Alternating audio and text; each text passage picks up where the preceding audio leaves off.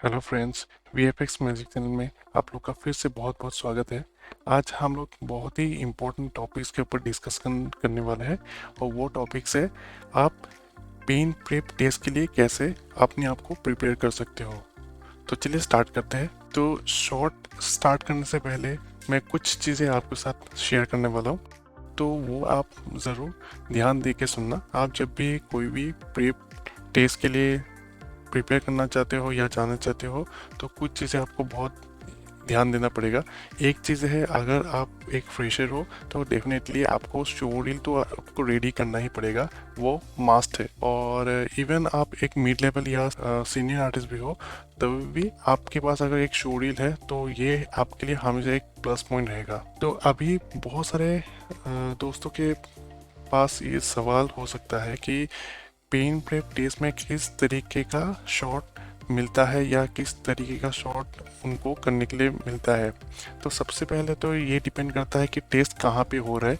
तो बहुत सारे ऐसे टेस्ट रहता है जिसमें वॉक इन इंटरव्यू रहता है, जिसमें शोरील देखता है सीधा एग्जामिनर और उसी में डिसाइड करते हैं और कुछ टेक्निकल क्वेश्चन पूछते हैं। तो उसमें ही पता चलता है कि आर्टिस्ट कितना कैपेबल है, कितना सालों से काम कर रहा है। अगर सीनियर आर्टिस्ट है तो बहुत सारे ऐसा स्टूडियो भी है तो वो लोग टेस्ट नहीं लेते हैं, सिस्टम में टेस्ट नहीं लेते, तो सीधा इंटरव्यू के थ्रू ही उनको सिलेक्ट किया जाता है। लेकिन अगर आपको टेस्ट अपेयर करना पड़ेगा, ऐसा कोई स्टूडियो में आपको जाना है, तो वो हम लोग आज देखेंगे।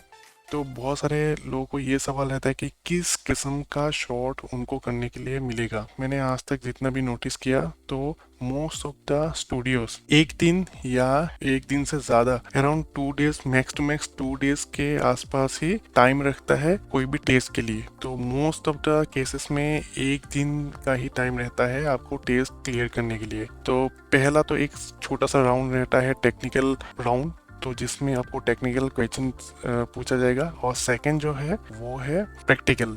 तो प्रैक्टिकल में कोई कोई स्टूडियो में आप जाके टेस्ट देना पड़ेगा, जो 1 डे मतलब 8 आवर्स का टाइम आपको मिलेगा। और कभी कभी बहुत रेयर केसेस में 2 डेज मिल सकता है। तो अभी हम लोग सोच के जाएंगे कि हमें सिर्फ 8 आवर्स का टाइम मिला है, तो उसके हिसाब से एक शॉट देखेंगे। तो दूसरा सवाल ये रहेगा आपका कि किस किस्म का शॉट आपको मिलता है। तो हमेशा मोस्ट ऑफ द केसेस में आपको मीडियम या टफ लेवल का ही एक शॉट मिलता है, जिस शॉट को करने के लिए यूजुअली 3 दिन लगता है या 4 दिन लगता है। तो उसको करने के लिए आपको एग्जैक्टली उसका हाफ टाइम ही मिलेगा टेस्ट में। तो ऐसा एक शॉट मिलेगा जो एक दिन में ख़त्म करने के लिए ऑलमोस्ट इम्पॉसिबल है और एक अच्छा क्वालिटी के साथ। तो वैसा ही एक शॉट मिलेगा जिसमें आपको फुल टाइम दे के, पूरा टाइम आपको बैठ के करना पड़ेगा, तभी ये शॉट ख़त्म हो सकता है। तो आज का जो अपना शॉट है, सबसे पहले ये शॉट हम लोग देख लेते हैं। तो सबसे पहले मैं जो अपने पास फुटेज है मैं इसको प्ले करता हूँ। तो देखिए ये अपने पास एक फुटेज है। तो इस फुटेज में सबसे पहले फ्रेम्स में आते हैं तो यहाँ पे एक ग्रीन शूट गाय है, राइट। और यहाँ पे आप देख पा रहे हो कि कैरेक्टर है, कैरेक्टर थ्रो कर रहा है यहाँ पे। और जो मूवी है, मूवी में भी ये कैरेक्टर हटा हुआ रहेगा और ये वायर हटा हुआ रहेगा। तो ऐसा कुछ सीन रहता है। एग्जैक्टली मुझे आइडिया नहीं है कि ये उसका फाइनल आउटपुट कैसा रहेगा, लेकिन इस शॉट में हमें करना क्या है, ये कैरेक्टर हटाना है, वायर हटाना है, इसके बाद ये जो पुलिंग इफेक्ट है शर्ट का तो वो हटाएंगे। और यहाँ पे कैरेक्टर दिख रहा है, उसके बाद हेयर रिक्रिएट करेंगे। तो यहाँ पे करने के लिए काफ़ी सारा चीज़ है, तो ये हम लोग आज हटाएंगे। उसके बाद यहाँ पे आप देख पा रहे कि एक मार्कर है। थोड़ा आगे जाएंगे तो यहाँ पे आप प्रॉपरली देख पाओगे कि यहाँ पे एक मार्कर है, यहाँ पे एक मार्कर है, यहाँ पे 2 छोटे से मार्कर है। तो अभी के लिए ये जो मार्कर पार्ट है ये हम लोग छोड़ देंगे, ठीक है। और आगे जाएंगे तो यहाँ पे भी उसका कुछ रिग वगैरह है। और यहाँ पे नीचे देखोगे तो काफ़ी सारा ऑब्जेक्ट्स है जो हमें एक्चुअली हटाना चाहिए फाइनल प्रोडक्शन शॉट में। लेकिन अभी के लिए हम लोग सोच के जाएंगे कि टेस्ट के लिए कुछ हमें काम करना है, तो उसके हिसाब से ही आज काम करेंगे। तो ऐसा शॉट में तो आपको हमेशा ऐसा एक शॉट मिलेगा जिसमें 3D projection plus frame by frame sequence paint और 2D ट्रैक या सिंग 1 पॉइंट ट्रैकर सब कुछ यूज़ करने के लिए मौका मिलेगा। तो ऐसा ही एक शॉट आपको मिलेगा जिसमें एग्जामिनर ये डिसाइड कर पाता है कि आपको सब चीज़ों का नॉलेज है कि नहीं। तो आपको ये ध्यान देना है कि आपको टेस्ट के लिए जब जाओगे तब सबसे पहले तो आपको सबसे ज़्यादा प्रैक्टिस करना है 3D प्रोजेक्शन का। तो ये काफ़ी अच्छा शॉट है जिसमें आप इजीली 3D ट्रैक यूज़ करके ये वायर प्लस कैरेक्टर दोनों ही हटा सकते हो, मतलब ग्रीन शूट कैरेक्टर को हटा सकते हो। ठीक है, तो अभी पहले आउटपुट दिखाता हूँ। पहले ये है इनपुट, इसके बाद आउटपुट। तो ये देखिए, ये है मेरा आउटपुट। ठीक है, तो एग्जैक्टली ऐसा आउटपुट लाने के लिए शायद थोड़ा सा टाइम लग सकता है, लेकिन आप जितना प्रैक्टिस करते जाओगे तो उतना ही आपका आउटपुट और अच्छा होते जाएगा। तो आप जो भी कोई भी टेस्ट के लिए जाओगे तो ज़्यादा आप कॉन्फिडेंट रहोगे। तो ये है मेरा आउटपुट। तो आप जाओगे तो बीच में यहाँ पे ऐसे देखोगे तो काफ़ी हद तक ये मैंने मैच किया है, लेकिन आप अगर टाइम दोगे तो इससे भी अच्छा मैच करके दे सकते हो। तो अभी सीधा चलते हैं स्क्रिप्ट में। तो देखिए, मेरा स्क्रिप्ट ओवरऑल मैं दिखाता हूँ। मेरा साइड में क्या है, ये क्लीन प्लेट। ठीक है, मेरा एक इनपुट है। उसके बाद मैंने दूसरा क्या किया है, ए CP फ्रॉम सील आउट। तो ये मैंने सबसे पहले एक क्लीन प्लेट निकाला। इसके लिए ये वाला जो कैरेक्टर है, ये वाला जो कैरेक्टर है ग्रीन शूट का है, तो उसको मैंने पहले रिमूव किया है। ठीक है, और इंक्लूडिंग ये लड़की भी हटाया मैंने। इनपुट के साथ दिखाता हूँ आपको। ये लड़की को भी हटाया क्योंकि ये जो ग्रीन शूट गाय का अपना ये है लेग है, ये काफ़ी नीचे तक आ रहा है। तो हमें यहाँ पे नीचे तक क्लीन करना पड़ेगा, क्योंकि थोड़ी फ्रेम में आगे जाके आप देखोगे कि ये जो कैरेक्टर है तो ये काफ़ी नीचे तक आता है। तो इसीलिए मैंने क्या किया, सबसे पहले सील आउट में जाके एक रफ क्लीन प्लेट निकाला, जितना मैं अब सील आउट में जाके क्लीन प्लेट निकाल सकता हूँ। हालांकि ये पूरा क्लीन प्लेट मैं सील आउट में ही निकाल सकता हूँ, लेकिन मुझे काफ़ी टाइम पे न्यूक भी काफ़ी कंफर्टेबल लगता है, तो इसीलिए मैं न्यूक में ही आधा काम न्यूक में मैंने किया है क्लीन प्लेट के लिए। तो ठीक है, ये साइड में मेरा क्लीन प्लेट का स्क्रिप्ट है। तो मैं क्लीन प्लेट के ऊपर अभी ज़्यादा नहीं बात करूँगा, तो सीधा चलते हैं स्क्रिप्ट में। तो ये है मेरा इनपुट। उसके बाद हमेशा आपको एक चीज़ करना है, हमेशा कोई भी आप काम करोगे, फॉर एन एग्जांपल मैंने यहाँ पे क्या किया, ग्रीन सूट गाय को एक पार्ट 1 नाम का दिया है। तो यहाँ पे ग्रीन सूट गाय को रिमूव करने के लिए मैंने दो क्लीन प्लेट यूज़ किया है, तो इसीलिए मैंने पार्ट 1 एंड पार्ट 2 नाम दिया है। ठीक है, तो हमेशा आपको क्या करना है, कोई भी चीज़ करोगे तो उसके पीछे एक बैकड्रॉप डालना है। तो ये हमेशा आपका हैबिट होना चाहिए, ताकि एग्जामिनर को लगे कि आपका जो स्क्रिप्ट है वो काफ़ी नीट एंड क्लीन है और किसी को भी समझने के लिए बहुत ही इजी रहेगा। तो इसके लिए हमेशा एक हैबिट होना चाहिए कि आपका स्क्रिप्ट में हर जगह पे बैकड्रॉप होना चाहिए। तो चलते सबसे पहले इनपुट में मैंने गया, क्योंकि मैंने एक क्लीन प्लेट यहाँ पे रेडी किया था यहाँ से। तो इस क्लीन प्लेट को मैंने पहले यूज़ किया। सबसे पहले तो एक बेसिक मैंने कैमरा निकाला।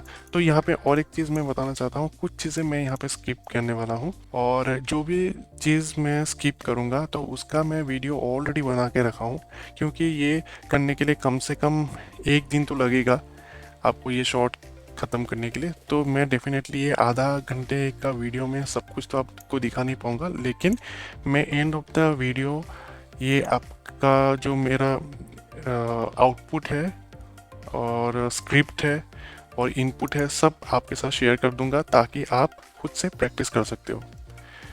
उसके बाद ये मैंने पहले प्लेट लिया और एक नॉर्मल कैमरा निकाला।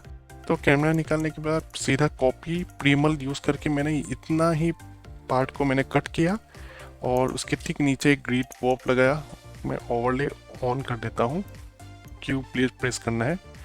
उसके बाद मैंने इसको फ्रेम पे फ्रेम यहाँ पे मैंने सेट किया। ठीक है, उसके बाद यहाँ पे आते हैं। तो ये पूरा फ्रेम में जहाँ तक ये कैरेक्टर दिखता है, तो यहाँ पे मैंने मैक्सिमम जगह पे इसको मैच किया। तो ये मैं ग्रीन शूट कैरेक्टर को मैंने दो पार्ट में डिवाइड किया था, जैसे मैंने पहले बोला था। तो ये सेकंड पार्ट में एग्जैक्टली क्या है, तो एक्चुअली मुझे ये शॉट के लिए एक एक्सटेंडेड क्लीन प्लेट बनाना चाहिए था, क्योंकि यहाँ पे कैरेक्टर कुछ फ्रेम के बाद कैमरा पैन होता है और कैरेक्टर का थोड़ा सा पार्ट फिर से दिखने चालू होता है। तो इसके लिए मुझे एक दूसरा प्लेट लगाना पड़ेगा, और मैंने इसके ये छोटा सा जो पार्ट है उसके लिए भी मैंने क्या किया, एक फ्रेम मैंने क्लीन किया। कहाँ पे दिखाता हूँ, यहाँ पे पेन के ऊपर डबल क्लिक करेंगे तो यहाँ पे पता चलेगा 3258 नंबर फ्रेम में मैंने एक फ्रेम क्लीन किया। तो मैं क्लीन पेज दिखा देता हूँ यहाँ पे। तो देखिए मैंने एक रफली क्लीन पेज निकाला और उसी को फ्रेम होल लगाया, कॉपी प्रीमल से मैंने फिर से इसको कट किया, और सेम मैंने कैमरा यूज़ किया, और कैमरा यूज़ करने के बाद इसको मैं प्रोजेक्ट किया जहाँ तक मेरा कैरेक्टर दिख रहा है। तो उसके बाद कहीं कहीं पे एजेस में थोड़ा सा ऐसा कुछ मोशन मैच नहीं हो रहा था, तो इसको मैं थोड़ा सा मैच कर दिया मोशन ब्लर। उसके बाद मुझे क्या करना है, कैरेक्टर कहीं कहीं पे रिवील करना है। तो अभी फर्स्ट फ्रेम में जाते हैं और यहाँ पे देखते हैं कहाँ पे मैंने कैरेक्टर रिवील किया। तो यहाँ तक तो मेरा प्लेट था, उसके बाद मैंने कैरेक्टर को रिवील किया, और इसके लिए भी मैंने एक अच्छा बैकड्रॉप डाला हुआ है। तो यहाँ पे लिखा है कैरेक्टर रिवील, राइट। उसके बाद एक मैंने नोड यूज़ किया, इसके ऊपर मैंने एक काफ़ी डिटेल वीडियो ऑलरेडी बना चुका हूँ, उसका नाम है डिस्पिल मैडनेस। तो डिस्पिल मैडनेस के ऊपर ऑलरेडी मैंने एक बहुत ही डिटेल वीडियो बना के रखा हूँ, कैसे इसको यूज़ करना है, क्या इसका यूजेस है। तो यहाँ पे डिस्पिल मैडनेस मैंने यूज़ किया, और डिस्पिल मैडनेस में यह क्या काम करता है कि ये एक फ्री सॉफ्टवेयर है, और इसका लिंक भी मैं डाल दूँगा कैसे आपको डाउनलोड करना है, वहाँ से आपको डाउनलोड लिंक से आप डाउनलोड कर सकते हो। यहाँ पे मैं जैसे डिस्पिल मैड ने यूज़ किया, तो आप देखोगे कि यहाँ पे जो ग्रीन कलर का कैरेक्टर था, जहाँ जहाँ पे ग्रीन कलर था वहाँ वहाँ पे ये वाइट हो चुका है, राइट। तो और एक चीज़ करता है, जहाँ पे ग्रीन टिंट था, क्योंकि यहाँ पे कैरेक्टर के वजह से यहाँ पे रिफ्लेक्शन आ रहा था। यहाँ पे आप ध्यान दोगे कैरेक्टर साइड में खड़ा था, इसीलिए ये कैरेक्टर के जो लेडी कैरेक्टर है उसके बॉडी के ऊपर भी ग्रीन का इम्प्रेशन आ रहा था। जैसे ही मैंने ये डी स्पिल मैडनेस लगाया तो ये ग्रीन कलर का जो स्पिल था वो हट चुका है। उसके बाद मैंने क्या किया, hand removal over the body. तो ये सब तो मैंने थोड़ा सा कहीं कहीं पे मैंने पेंट का काम किया, जैसे कि मोशन ब्लर वाला फ्रेम्स में मैंने पेंट किया है, और जो काफ़ी स्टैटिक फ्रेम्स है, तो जैसे फॉर एन एग्जांपल यहाँ पे हमें पेंट कभी नहीं करना है।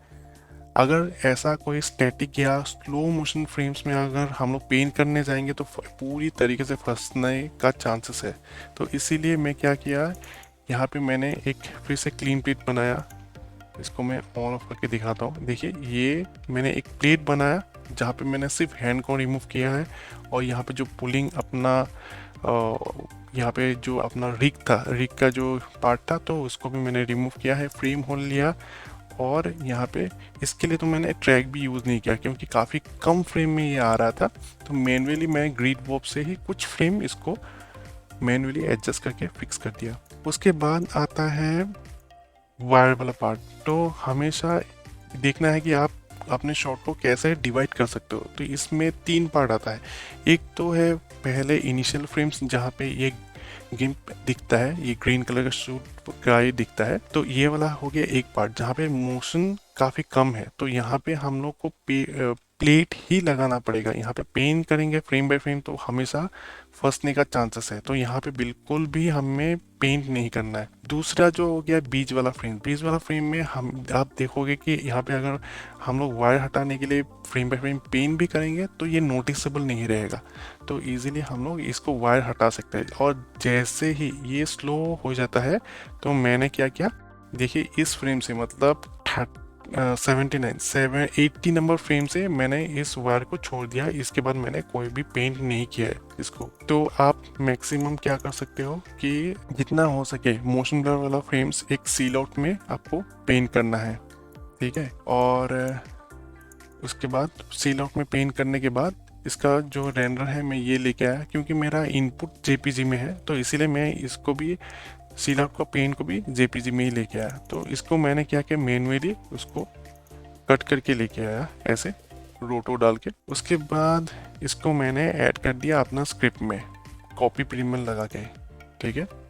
तो ये तो हो गया मेरा सेल आउट का आउटपुट यहाँ पे लेके आया। उसके बाद वायर रिमूवल उसमें कौन सा फ्रेम में किया है, 3277 3327, मतलब लास्ट फ्रेम तक, ठीक है। इसके लिए मैंने क्या किया, इस फ्रेम में मतलब 3290 नंबर फ्रेम जाना है, 3290 नंबर फ्रेम जाना है।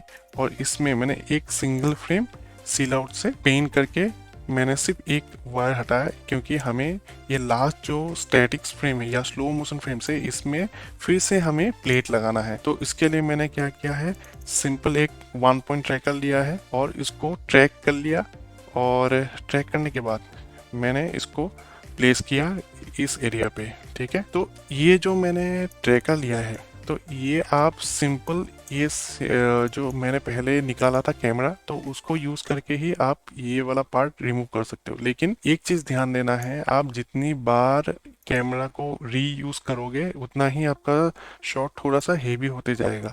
तो ये मुझे लगा कि ये वाला जो पार्ट है, ये 1 पॉइंट ट्रैकर से भी हम लोग काफ़ी हद तक उसका आउटपुट निकाल सकते हैं। तो इसीलिए मैंने 1 पॉइंट ट्रैकर से ही ये पार्ट को निकाला है मैंने, ठीक है। तो आप 1 पॉइंट ट्रैकर ना यूज करके आप सीधा अपना जो कैमरा है, कैमरा को ही यूज कर सकते हो, ठीक है। ये आपके पूरा मर्जी के ऊपर है, आपका अगर सिस्टम अच्छा है तो डेफिनेटली यूज कर सकते हो। तो ये तो हो गया, ये फ्रेम रेंज में मैंने ये वाला वायर लास्ट के फ्रेम से मैंने निकाला, राइट। फिर से मैंने कैरेक्टर रिवील किया, किसके लिए, ये लास्ट फ्रेम के लिए जहाँ पे कैरेक्टर हट गया था, ये मैंने जो प्लेट यूज किया था उसके लिए।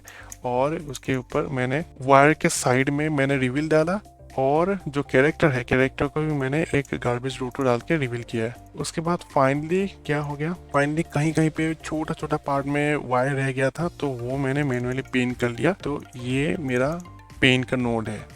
तो आप ध्यान देना कि जहाँ जहाँ पे मैंने पेन नोड यूज़ किया है, तो ऐसा जगह पे यूज़ किया है जहाँ पे ज़्यादा नोटिसेबल ना हो, क्योंकि स्लो मोशन फ्रेम में हम लोग अगर पेंट करने जाएंगे तो ये बहुत ज़्यादा जल्दी नोटिस हो जाता है, राइट। और इसीलिए मैंने बहुत ही कम जगह पे मैंने पेंट यूज़ किया। और अगर बहुत फ्रेम में पेंट यूज़ भी करना है तो कौन सा फ्रेम मैंने पेन के लिए सिलेक्ट किया, जो जहाँ पे ज़्यादा मोशन ब्लर है, ताकि ये ज़्यादा नोटिसेबल ना हो। उसके बाद लास्ट में आ गया हेयर रिक्रिएशन। तो हेयर रिक्रिएशन ये एक्जैक्टली क्या है, तो यहाँ पे फर्स्ट फ्रेम में हम लोग आएंगे और यहाँ पे आप देखोगे कि यहाँ पे कैरेक्टर का ये ग्रीन सूट डाई का बैकग्राउंड में थोड़ा सा कैरेक्टर का लेग दिख रहा है, राइट। तो यहाँ पे मैंने थोड़ा सा हेयर रिक्रिएट किया अभी ऐसे, और उसको मैंने छोटा सा प्लेट लगा के उसको भी मैंने मैनुअली ट्रैक किया। तो इसके लिए भी मैंने कोई भी ट्रैक यूज़ नहीं किया, कुछ ही फ्रेम यहाँ पे ट्रैक करना था तो मैनुअली मैंने ट्रैक कर दिया।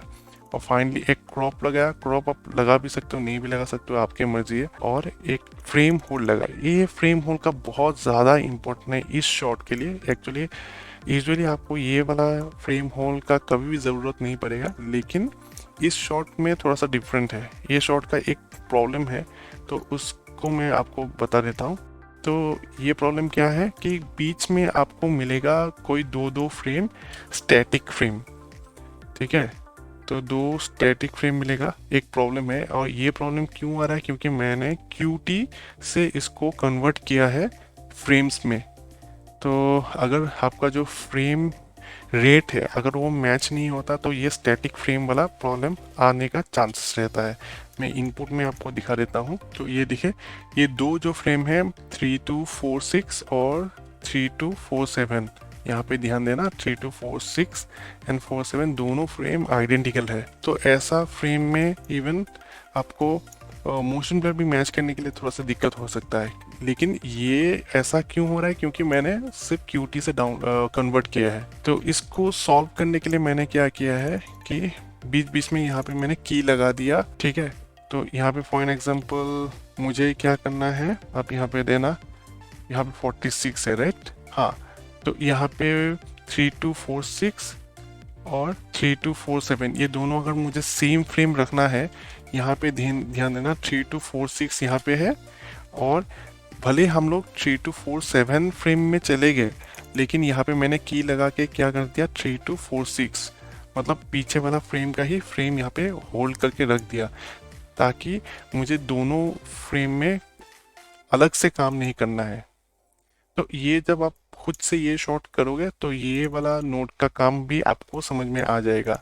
लेकिन आप अगर कहीं पे भी ये शॉट करने के लिए फंसते हो तो मेरा स्क्रिप्ट जाके एक बार ज़रूर चेक कर लेना, ताकि आपको कोई भी अगर कन्फ्यूजन रहेगा तो ये दूर हो सके।